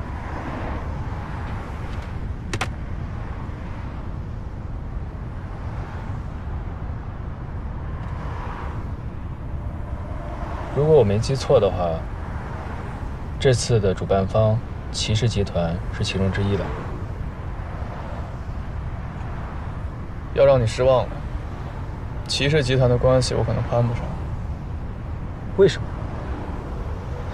齐茂清他不是你爹吗？范小小是你妈，你不一样攀不上星河的关系。切，不帮就不帮，干嘛火药味这么重？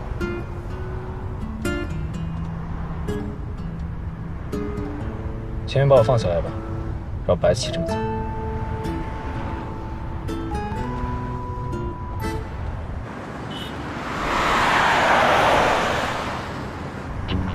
你干嘛？你这是要带我去哪呀？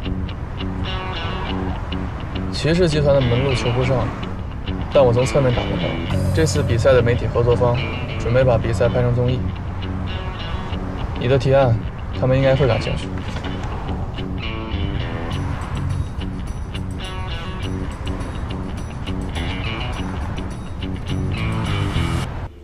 今天谢谢你啊，其实工作室起步挺难的，谢谢你帮我介绍生意。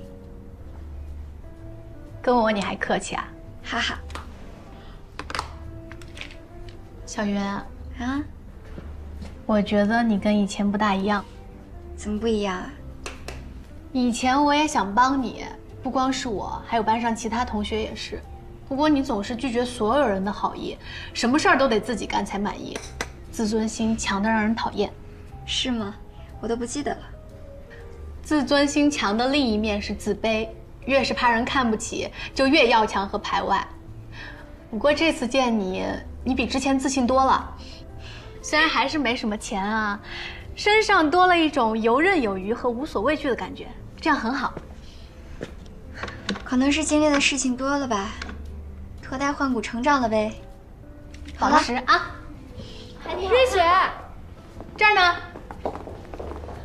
瑞雪，你今天怎么打扮的这么好看？哎，你这唇膏什么色号呀？好优雅呀！哎，你皮肤也变好了耶。是呢，好看吧？都是我闺蜜给我化的妆，这家工作室也是她开的。你们以后有什么需求多找她，她什么妆都会化。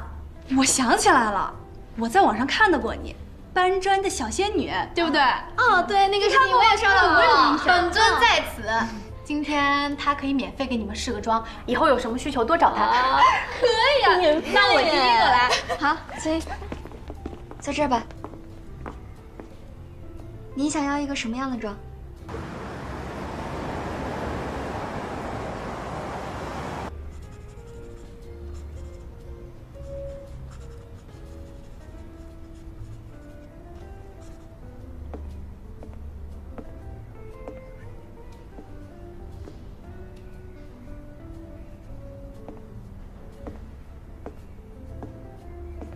江小姐，我就不用自我介绍了吧？前2天祁连找过我，说是希望替你们要一张全国化妆师大赛的邀请函，不过我没有答应。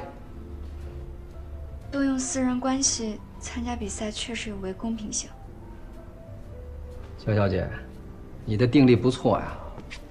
我说了这么多，你还能装作若无其事？你的父母难道从来没有教过你，人要自珍自爱，重信守诺吗？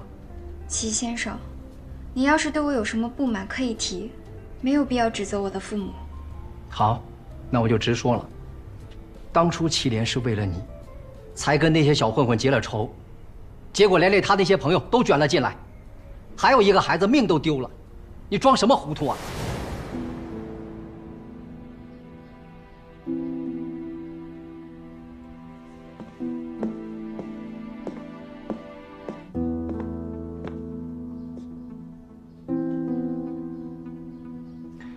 饭也不吃，你看你现在这个样子。刚刚公安局来电话，那帮混混都已经被抓了，一会儿啊，你也要去公安局做笔录。吃饭了。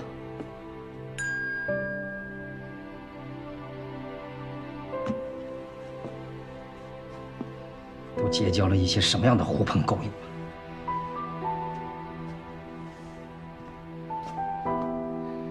为了这些人，失去了自己高考的机会，完全不知道轻重。你觉得你这样做值吗？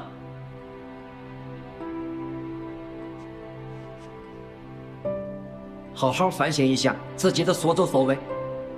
吃完饭，我送你去局里。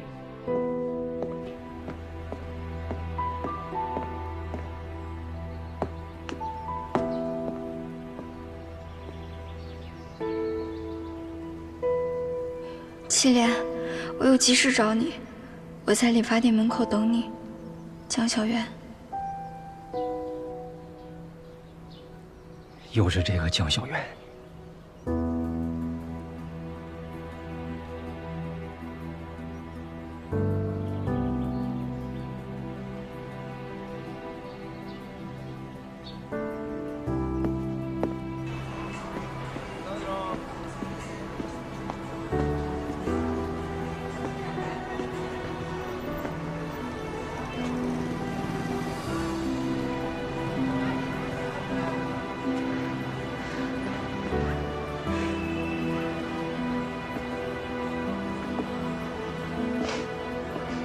你就是江小媛？您是？我是祁连的父亲。哦，叔叔好。我在等祁连。你知道他什么时候来吗？他不会来了。为什么？我还想问你呢呀，你为什么非得缠着我儿子不放啊？年纪轻轻的，就开始学人攀富贵了。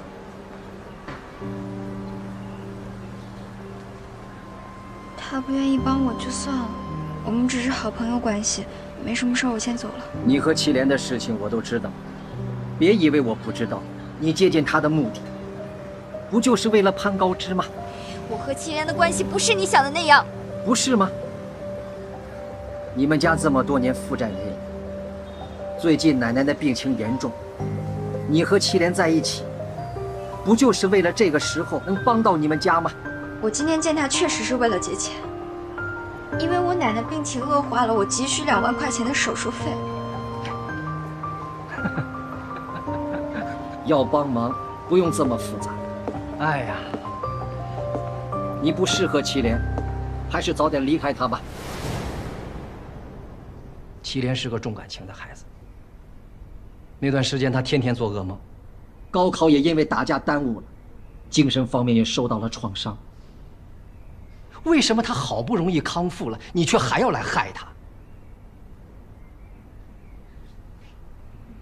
江小姐，你不就是想要这次全国化妆师大赛的邀请函吗？我可以给你，但请你放过我儿子，永远离开他。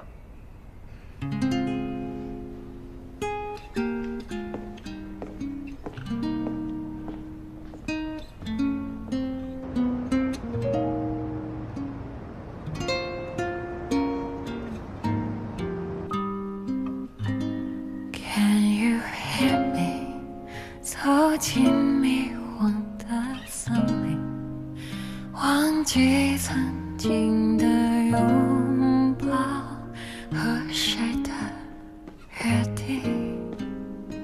你傻了吧？回来灯也不开。小袁，我这儿有一个好消息和一个坏消息，你要听哪个？你爱说不说。不听拉倒。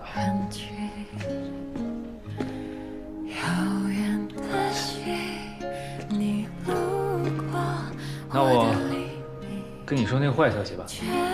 坏消息就是大赛报名通道关闭了。但好消息就是增加了美妆博主报名通道，只要有一定播放量，还有粉丝达到一定数量，就可以参赛了。你看，海选试题和参赛证我们都给你要回来了。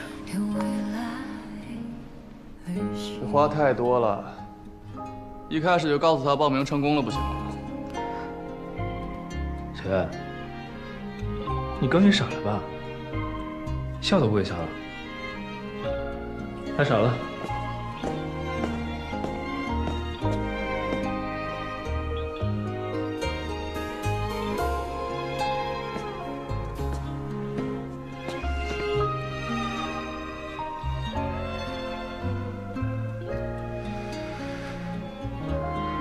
怎么了？没事，我就是突然能参加比赛了，心里特别的高兴。让一无所有的我想找回自己。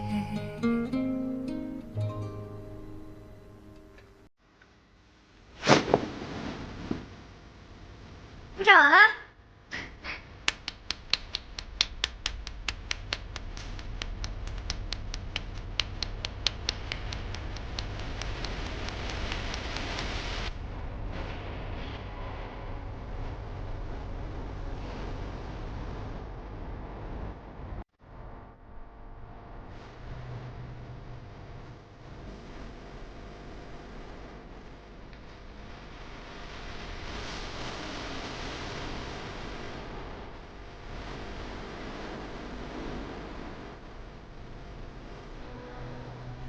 小袁，你这画的是什么？你告诉我，你这几个叶子是想来干嘛？挡脸？拿回去重画。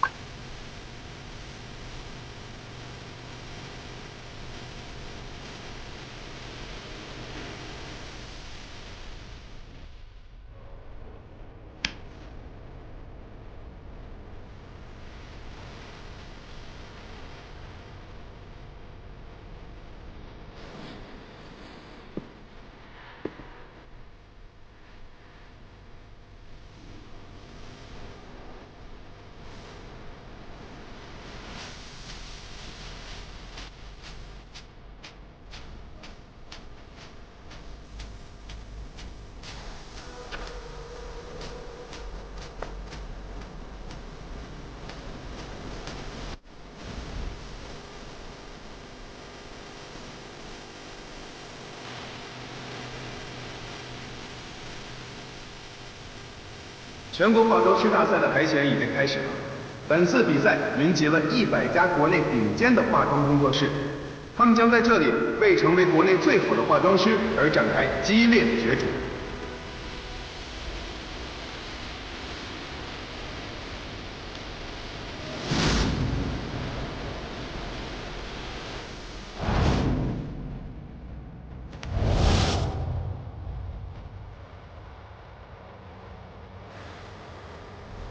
值得一提的是，我们的网络票选选手江小媛为我们带来了一份惊喜。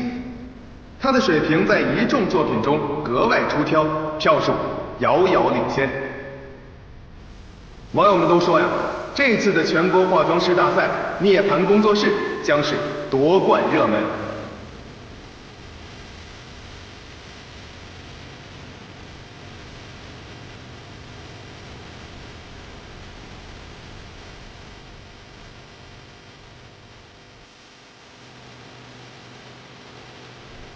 全国化妆师大赛已经进入最后一轮预选赛，50进20，竞争可谓是十分激烈。究竟会有哪些工作室脱颖而出呢？让我们拭目以待。总算是顺利晋级最后一轮了。这些孩子真的不太行啊，一个个创意这么保守，显得他跟个天才一样。你怎么就不愿意承认小袁确实天才呢？这是海选赛，随便眨眨眼都能博个眼球。等他进了前20，才是比赛真正的开始。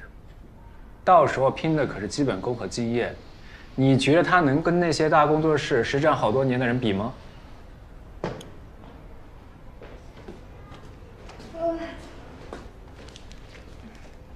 给你看看。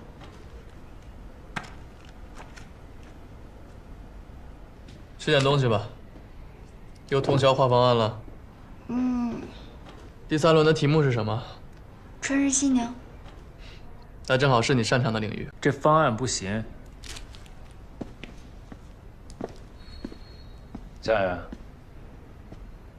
你这个黑色指甲画的是什么？还有你这头上叠的是什么东西啊？你没有看到我加了甜美元素还有清新元素吗？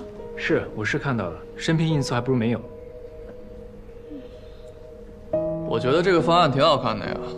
小袁最擅长的是给造型做实空间构图和视觉冲击力，这个作品怎么也不比前2人差吧？他这一身的毛病都是被你给惯出来的。你真以为他前2轮完成的很好吗？那也不至于很差吧？要不然网络投票怎么会那么高？观众就图个新鲜罢了，谁会为你的职业生涯负责？1、2次的爆火，真以为自己了不起了？你这个作品，除了生拼因素还留下什么？一点灵魂都没有。那灵魂那种虚头巴脑的东西，不是吹一吹就可以了？是我们参赛的选手中是有那么几个是从大工作室出来的，那你拿出来的东西不就那么回事吗？然后评委还在那儿一个劲儿吹，啊，你的灵魂好棒哦，好有灵魂哦。行。你要真这么认为，满足你这些哗众取宠的作品，你就趁早弃赛。哎，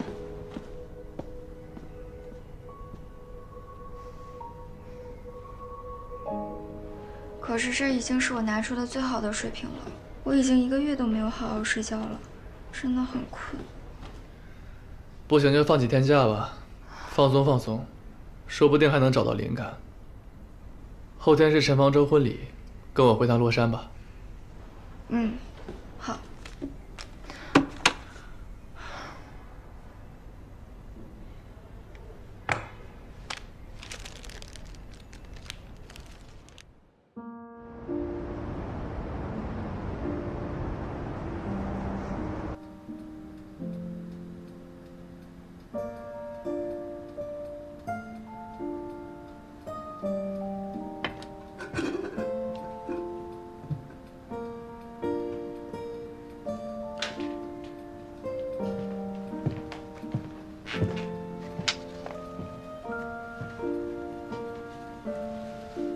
还在画春日新娘？没什么思路。那就先吃饭吧。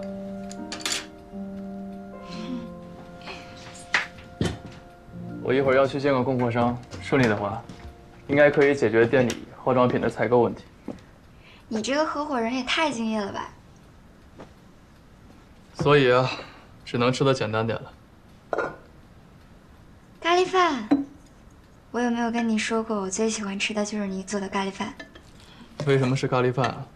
因为我当时都快饿死了，然后你就给我端出来这么大一锅咖喱饭，吃的我可饱了。然后你吃了我给你做的饭，还差点把我当成连环杀人犯。这怎么能怪我呢？哪个正常人会在家里贴那种照片？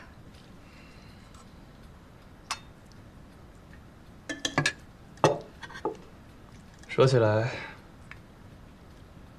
我学会做饭还是因为许静阳。他在医院那会儿，我天天跑去给他送饭。那个时候觉得特别对不起他，害他摔断了腿。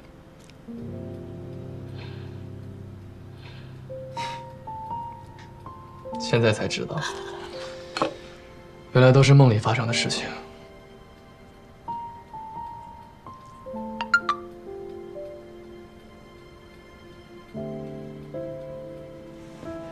那边应该快到了，你先吃，吃完早点休息啊。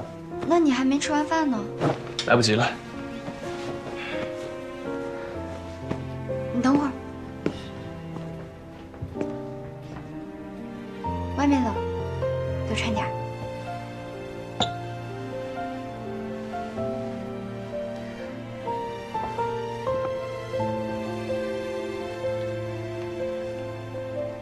早点回来。知道了。快吃吧。嗯，拜拜。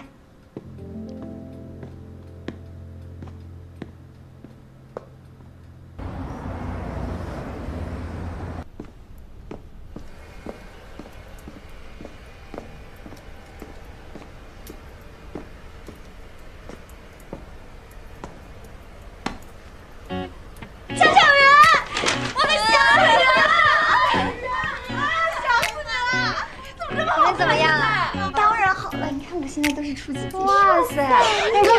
你看我现在都变胖了。你是有点，我好像有点胖。你确实也有点胖。哎，你那个美妆比赛的视频我看了啊，我们大伙天天给你投票，是不是？谢谢。你必须得冲击决赛，我加油。咱们现在是不是得叫你姜老板？姜老板，我们那股份是我师傅占大头，我是合伙人之一，你知道吧？姜小圆，嗨，你好。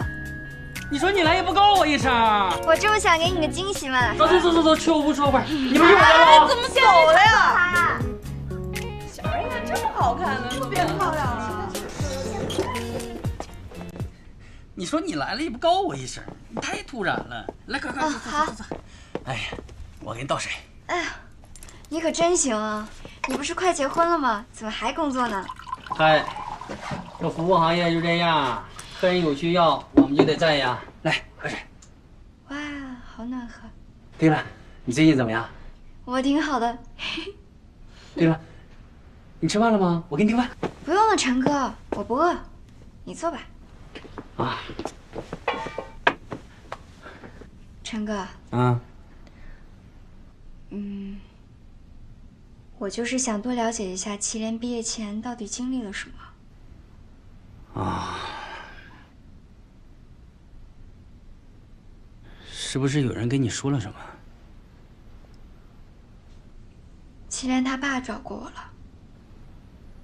这样啊，你知道祁连跟他爸关系不好好多年了吗？能猜到一点吧。他也从来不跟我提他爸，我也没问过。他上初中那会儿，他爸有个私生子来学校闹过，后来他爸妈就闹离婚。谁都不要他的抚养权，然后就各忙各的工作，然后就把祁连放在乡下，随便他怎么折腾也没人管他。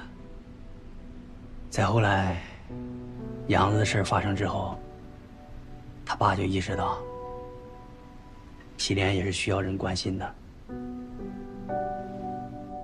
难怪他不爱回家呢。他还说，他回家家里没有人等他。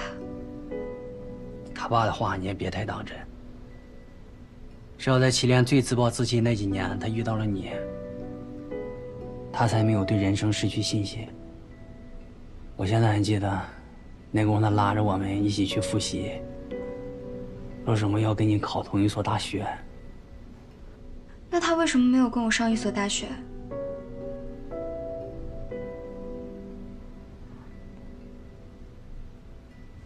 梁子的事儿，不会真跟我有关系吧？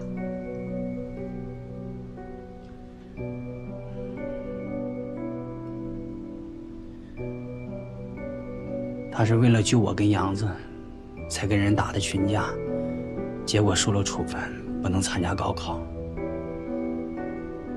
而抓我跟杨那个黄毛，又是因为你跟祁连结的仇。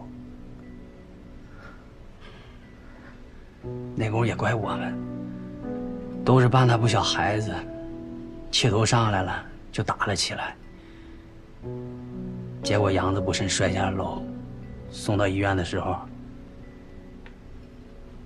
没救下来。后来祁连也坚持不让我们告诉你。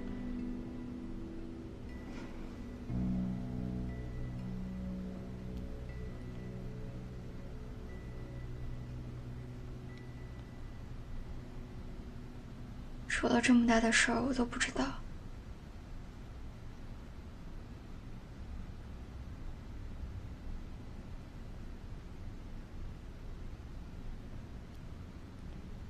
那祁连呢？以他的性格，他肯定很内疚吧。后来他好一段时间都在看心理医生。他说他只要一闭上眼，就能看见杨子的脸庞。我那功也希望你能多陪陪他，帮他走出阴影。但不知道怎么搞的，你去了重庆之后就再也没回来，就连电话号码都换了，你俩之间就断了联系。